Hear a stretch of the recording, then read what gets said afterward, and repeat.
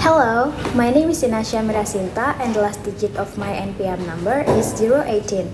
So, I'll be diving into the world of Jane Austen's beloved classic Pride and Prejudice and its popular film adaptation.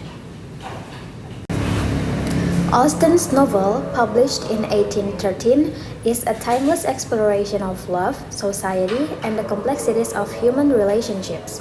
Highlighting the theme of feminism, the 2005 film adaptation, directed by Joe Wright and starring Keira Knightley and Matthew Macfadyen, brings this story to life on the big screen. But how does it compare to the original novel? Let's find out. First, let us discuss the setting and atmosphere of these two works. Austen's novel is highly detailed in its portrayal of the English countryside and its social landscape of the early 19th century, and the film does an excellent job of translating this view of the setting into the silver screen. However, there are some distinctions.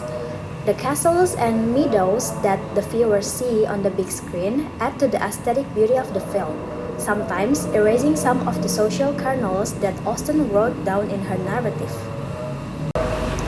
Another aspect that differs from the novel is the cast of characters, particularly the main female protagonist, Elizabeth Bennet, who is played by Keira Knightley, and comes across as much more liberated and spirited compared to Elizabeth in the novel, while retaining her wit and spirit as penned down by Jane Austen.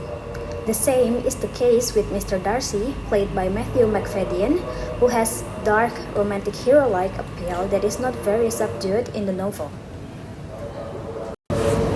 Let's look at some specific scenes. The ballroom scenes in the novel are filled with subtle social dynamics and dialogue that reveal characters, relationships, and societal expectations. In the film, these scenes are more visually dynamic and dramatically heightened. For instance, the famous dance between Elizabeth and Mr. Darcy is laden with romantic tension in the movie, emphasized by the cinematography and musical score, whereas in the book, the tension is conveyed through sharp, witty dialogue. Another major difference is the ending. Austen's novel concludes with a concise wrap-up of the characters' features, staying true to the period's literary style. The film, however, adds an extra romantic scene between Elizabeth and Darcy, giving audiences a more emotionally satisfying closure. This addition, while not in the original text, aligns with modern cinematic storytelling, where emotional resolution is often visually explicit. On the question of influence, the film adaptation was bound by the necessity to adapt to a modern viewing audience and, at the same time, stay faithful to the works of Jane Austen. Joe Wright, the director of the movie he created with the help of the screenwriter Deborah Mogak, reflects more of a romantic view of the work, with extensive use of visual information to tell a story. Some people may argue that these changes stray from Austen's original intent.